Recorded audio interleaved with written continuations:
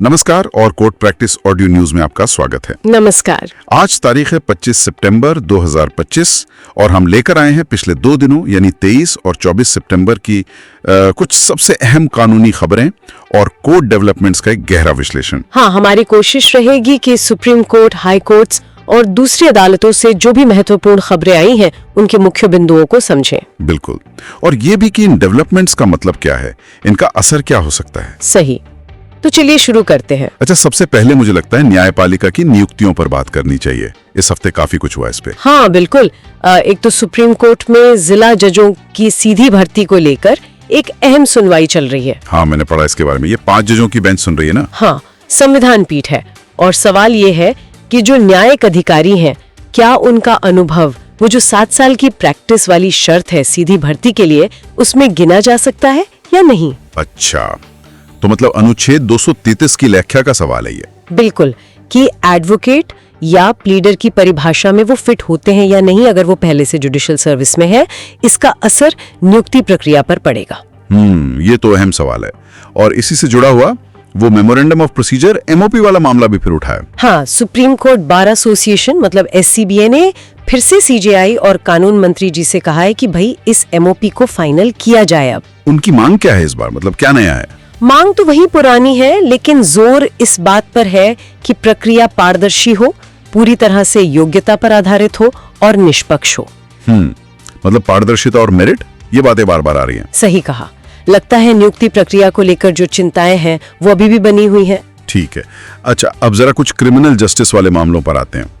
बलवंत सिंह राजवाना का मामला फिर खबरों में क्यों है। सुप्रीम कोर्ट ने केंद्र से पूछा है कि उनकी मौत की सजा पर अमल क्यों नहीं हुआ अब तक। अच्छा, ये तो बहुत पुराना मामला है। हाँ, काफी पुराना और बहुत संवेदनशील भी। इसमें दया याचिकाओं के निपटारे में देरी और सजा के अमल से जुड़े कई पेचीदा सवाल शामिल हैं। देरी की बात आई तो वो भीमा कोरेगांव वाला मामला भी है, सुरेंद्र गाडलिंग की जमानत याचिका। हाँ, उस पर भी सुप्रीम कोर्ट में सुनवाई हुई। कोर्ट ने महाराष्ट्र सरकार से पूछा कि ट्रायल में इतनी देरी क्यों हो रही है। और सरकार का क्या कहना था। महाराष्ट्र सरकार का स्टैंड तो वही है कि गाडलिंग के माओवादी लिंक हैं, वो राष्ट्र विरोधी गतिविधियों में शामिल हैं। तो ये मामला एक तरफ अभियुक्त के अधिकार, खासकर यूएपीए जैसे कानून में, और दूसरी तरफ राष्ट्र सुरक्षा की चिंताएं। इनके बीच संतुलन का सवाल है। हाँ बिल्कुल। और इसी तरह का एक और मामला है शाबिर शाह का। हाँ, उसमें भी जमानत का ही मुद्दा है। हाँ, लेकिन उसमें सुप्रीम कोर्ट ने एनआईए को कहा है कि पहले उनके खिलाफ जितने भी पेंडिंग क्रिमिनल केस हैं, करीब 24 बताए जा रहे, जिनमें टेरर के आरोप भी हैं, उनकी डिटेल्स कोर्ट को दें। अच्छा, ताकि इस जमानत पर फैसला लेने में आसानी हो, मतलब सारे फैक्ट सामने हो। एग्जैक्टली, सारे मामलों की गंभीरता को देखते हुए। और एक और मामला जिसने बहुत ध्यान खींचा वो उत्तराखंड का लिटिल निर्भया केस है। उसमें सुप्रीम कोर्ट के फैसले के बाद काफी प्रतिक्रिया हुई है। हाँ, बरी करने का जो फैसला था उसके खिलाफ काफी विरोध प्रदर्शन हुए और अब मुख्यमंत्री धामी जी ने कहा है कि राज्य सरकार रिव्यू पिटीशन फाइल करेगी। तो ये दिखाता है कि कैसे कानूनी फैसले और जनता की भावनाएं, खासकर ऐसे मामलों में, कभी कभी टकरा जाती हैं। सही कहा। और ये न्याय प्रणाली पर लोगों के भरोसे से भी जुड़ता है। कानूनी प्रक्रियाएं जटिल होती हैं और सामाजिक अपेक्षाएं कई बार सीधी होती हैं। बिल्कुल। अच्छा, क्रिमिनल लॉ की बात चल रही है तो सुप्रीम कोर्ट की एक टिप्पणी और भी थी, कर्ज वसूली वाली। अवलोकन है। कोर्ट ने चेताया है कि अदालतों को कर्ज वसूली एजेंट की तरह काम नहीं करना चाहिए।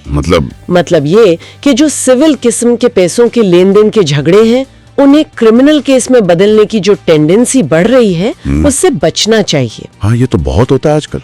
पैसे वापस लेने के लिए एफआईआर करवा दी। उसी पर कोर्ट ने कहा कि ये ठीक नहीं है, ये अदालतों का काम नहीं है और इससे कानूनी प्रक्रिया का दुरुपयोग होता है। दुरुपयोग की बात चली तो धारा 498 का जिक्र भी जरूरी है। इस पर सुप्रीम कोर्ट और दिल्ली हाई कोर्ट दोनों ने कुछ कहा है। हाँ, ये एक और पैटर्न है जिस पर अदालतें ध्यान दे रही हैं। सुप्रीम कोर्ट ने एक मामले में फिर कहा कि 498A के आरोपों की बहुत सावधानी से जांच होनी चाहिए, खासकर जब रिश्तेदारों को शामिल किया जाता है। बिल्कुल, खासकर जब पति के दूर के रिश्तेदारों को बिना किसी ठोस सबूत के बस यूं ही लपेट लिया जाता है। कोर्ट ने ऐसे ही एक केस में देवर के खिलाफ मामला खारिज भी किया। और दिल्ली हाईकोर्ट की क्या टिप्पणी थी। दिल्ली हाईकोर्ट ने भी यही चिंता जताई।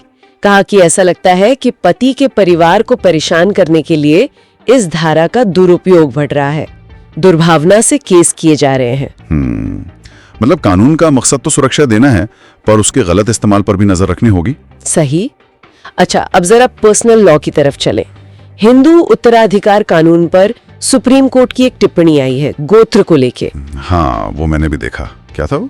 ये एक उत्तराधिकार विवाद की सुनवाई के दौरान कोर्ट ने सिर्फ एक टिप्पणी की कि हिंदू महिला की शादी के बाद उसका गोत्र बदल जाता है। अच्छा, पर इसका केस से क्या लेना देना था?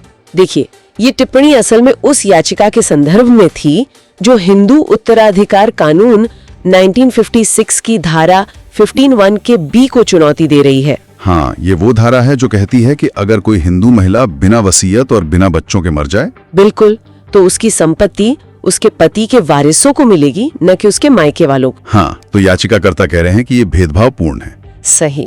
तो कोर्ट की गोत्र वाली टिप्पणी इसी बहस के बीच आई। ये दिखाता है कि पुरानी सामाजिक मान्यताएं और आधुनिक कानून, खासकर बराबरी के सिद्धांत, कैसे टकराते हैं। ये तो वाकई एक जटिल बहस है। खैर, अब आते हैं तकनीक, रेगुलेशन और अधिकारों पर। दिल्ली हाईकोर्ट ने करेंसी नोटों पर कुछ कहा। हाँ, ये एक अच्छी पहल है। दिल्ली हाईकोर्ट ने आरबीआई और केंद्र सरकार को निर्देश दिया है कि जब भी नए नोट छापें तो जो दृष्टिबाधित लोग हैं उनकी जरूरतों का ध्यान रखें। मतलब नोट पहचानने में आसानी होने। हाँ, एक्सेसिबिलिटी का मुद्दा है, ताकि वो भी आसानी से नोट इस्तेमाल कर सकें। ये इंक्लूसिविटी की तरफ एक कदम है। बहुत अच्छा। और उधर कर्नाटक हाईकोर्ट ने सोशल मीडिया पर काफी सख्त रुख दिखाया है, खासकर एक्स कॉर्प यानी ट्विटर के मामले में। बिल्कुल, कोर्ट ने एक्स कॉर्प की याचिका खारिज कर दी। वो सरकार के सहयोग पोर्टल के जरिए कंटेंट हटाने के आदेशों को चुनौती दे रहे थे। तो कोर्ट ने क्या कहा? साफ कहा कि भाई सोशल मीडिया को रेगुलेट करने की जरूरत है और एक्स कॉर्प को भारत के कानून मानने ही होंगे, कोई बच नहीं सकता। ये तो बड़ा फैसला है डिजिटल प्लेटफॉर्म्स की जवाबदेही तय करने की दिशा में। हाँ, काफी अहम है। तकनीक से जुड़ा एक और मामला बॉम्बे हाई कोर्ट से है, आधार डेटा शेयर करने वाला। हाँ, ये थोड़ा पेचीदा मामला है। इसमें प्राइवेसी और क्रिमिनल इन्वेस्टिगेशन के बीच का संतुलन है। क्या हुआ इसमें? बॉम्बे हाईकोर्ट ने यूआईडीआई को निर्देश दिया है कि वो एक इजरायली नागरिक जो गोवा में ड्रग्स केस में गिरफ्तार है, उसके आधार एनरोलमेंट की डिटेल्स जांच एजेंसी को दे। ओह, तो मतलब जांच के लिए आधार डेटा दिया जा सकता है? हाँ, लेकिन ये केस टू केस बेसिस पर तय होता है। देखना पड़ता है कि जांच के लिए कितना जरूरी है और व्यक्ति की निजता का हनन तो नहीं हो रहा। बहुत बारीक लाइन है ये। सही कहा। अच्छा, तकनीक के अलावा अभिव्यक्ति की आजादी पर भी कुछ मामले आए। एक पत्रकार पर हमले का मामला। हाँ, वो बॉम्बे हाईकोर्ट में ही कोर्ट ने यूट्यूबर पत्रकार स्नेहा बर्वे पर जो कथित धमकी और हमला हुआ, उस पर महाराष्ट्र पुलिस से जवाब मांगा है। और कोर्ट ने खुद ये चिंता जताई कि महाराष्ट्र में जो पत्रकार संवेदनशील मुद्दे उठाते हैं, उनका उत्पीड़न बढ़ रहा है। ये चिंता की बात है। बिल्कुल। प्रेस की आजादी के लिए ये ठीक नहीं है। और इसी तरह का एक और मामला है न्यूज लॉन्ड्री और अडानी वाला। हाँ। उसमें दिल्ली की एक अदालत ने न्यूज लॉन्ड्री को फिलहाल कोई अंतरिम राहत देने से इनकार कर दिया है। मामला अडानी समूह पर लिखी गई कुछ कहानियों से जुड़ा है और उन पर एक तरह का गैग ऑर्डर लगा था। जॉन डो गैग ऑर्डर था शायद। हाँ, जॉन डो गैग ऑर्डर।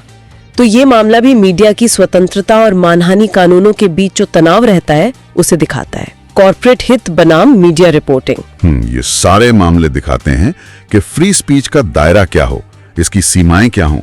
ये बहस लगातार चलती रहती है। बिल्कुल। अच्छा, कुछ और मामलों पर भी नजर डाल लेते हैं जल्दी से। राज्यों के बीच टैक्स को लेकर सुप्रीम कोर्ट का एक फैसला आया। एस्बेस्टस वाला। हाँ, वो राजस्थान सरकार की एक अधिसूचना थी जिसे सुप्रीम कोर्ट ने रद्द कर दिया। क्या था उसमें? उसमें राज्य में बने एस्बेस्टस पर तो वैट में छूट थी, लेकिन अगर दूसरे राज्य से एस्बेस्टस लाते हैं तो उस पर टैक्स था। अच्छा, तो भेदभाव हो रहा था। हाँ, कोर्ट ने यही कहा कि आप टैक्स लगाकर दूसरे राज्यों के माल के साथ ऐसे भेदभाव नहीं कर सकते। ये संविधान के अनुच्छेद 301 जो व्यापार की स्वतंत्रता की बात करता है, उसके खिलाफ है। ठीक है। और एक वो मध्य प्रदेश हाईकोर्ट वाला मामला थोड़ा अजीब सा लगा। एक बेंच ने अपने ही साथी जज के आदेश पर सवाल उठा दिया। हाँ, वो वाकई में थोड़ा असामान्य है। एक डिवीजन बेंच ने एक सिंगल जज जो शायद हाल ही में नियुक्त हुए थे, उनके एक आदेश को अनावश्यक या अनकॉल्ड कहा। आदेश किसके खिलाफ था? दी जाए। ओह, ये तो न्यायपालिका के अंदर की बात हो गई। काफी संवेदनशील मामला हो गए। हाँ, इसमें जुडिशियल प्रोप्राइटी, अनुशासन, ये सब बातें आ जाती हैं। तो ये तो हो गई करीब 20 खबरें पिछले 2 दिनों की। अगर हम इन सबको एक साथ देखें तो क्या कोई बड़े ट्रेंड्स या पैटर्न नजर आते हैं? हाँ, मुझे लगता है कुछ चीजें साफ दिख रही हैं। एक तो जैसा हमने शुरू में बात की, न्यायिक नियुक्तियों में पारदर्शिता और प्रक्रिया को लेकर बहस लगातार जारी है। वो एमओपी वाला मामला, जिला जज की भर्ती, ये सब उसी तरफ इशारा करते हैं। सही। और दूसरा कानूनों का दुरुपयोग, खासकर जो पर्सनल लॉ से जुड़े कानून हैं, जैसे 498A। अदालतें इस पर बहुत सचेत नजर आ रही हैं और सुप्रीम कोर्ट का वो सिविल मामलों को क्रिमिनल ना बनाने वाला आग्रह भी इसी से जुड़ता है। हाँ, ये बात तो है। और तीसरा ट्रेंड मुझे लगता है टेक्नोलॉजी से जुड़े मुद्दे हैं। बिल्कुल, सोशल मीडिया का रेगुलेशन, डेटा प्राइवेसी बनाम जांच या फिर करेंसी नोटों को एक्सेसिबल बनाना। तकनीक नए कानूनी सवाल खड़े कर रही है और अदालतें उनसे निपट रही हैं। चौथा, मानवाधिकारों पर फोकस भी दिख रहा है, चाहे वो अभियुक्तों के अधिकार हो जैसे गार्डलिंग केस में, या अभिव्यक्ति की स्वतंत्रता हो जैसे पत्रकारों वाले मामलों में। सही। और एक और चीज जो बार बार सामने आ रही है वो है अदालती प्रक्रिया में देरी। राजोवाना केस, गार्डलिंग केस या वो छत्तीसगढ़ वाला 39 साल पुराना रिश्वत का मामला। हाँ, 100 रुपए की रिश्वत का मामला 39 साल चला। हाँ, तो ये दिखाता है कि सिस्टम में देरी एक बड़ी चुनौती बनी हुई है। और आखिर में पर्सनल लॉ में सुधार की मांग और सामाजिक बदलावों के बीच का जो एक द्वंद्व है वो भी दिखा, जैसे हिंदू उत्तराधिकार वाले मामले में। बिल्कुल। तो कुल मिला के ये 2 दिन कानूनी लिहाज से काफी घटनापूर्ण रहे। तो ये था कोर्ट प्रैक्टिस ऑडियो न्यूज पर पिछले 2 दिनों की कुछ प्रमुख कानूनी खबरों और अदालती कार्रवाइयों का हमारा विश्लेषण। ये सारे मामले दिखाते हैं कि हमारा कानूनी परिदृश्य कितना जटिल और डायनामिक है। हाँ, और ये सब देखकर एक सवाल मन में आता है। क्या? कि जिस तेजी से हमारा समाज बदल रहा है, टेक्नोलॉजी बदल रही है, क्या हमारी कानूनी व्यवस्था, हमारे प्रक्रियाएं उसके साथ कदम से कदम मिला पा रही हैं? ये बहुत बड़ा सवाल है। खास पर तब जब हमें व्यक्तिगत स्वतंत्रता, सुरक्षा और न्याय तक सबकी पहुंच, इन मौलिक सिद्धांतों को एक साथ साधना है। ये संतुलन बनाना कितना मुश्किल है। ये वाकई एक ऐसा सवाल है जिस पर लगातार सोचने और काम करने की जरूरत है। खैर, कोर्ट प्रैक्टिस ऑडियो न्यूज सुनने के लिए आप सबका धन्यवाद। हम जल्द ही और कानूनी विश्लेषण के साथ हाजिर होंगे। धन्यवाद।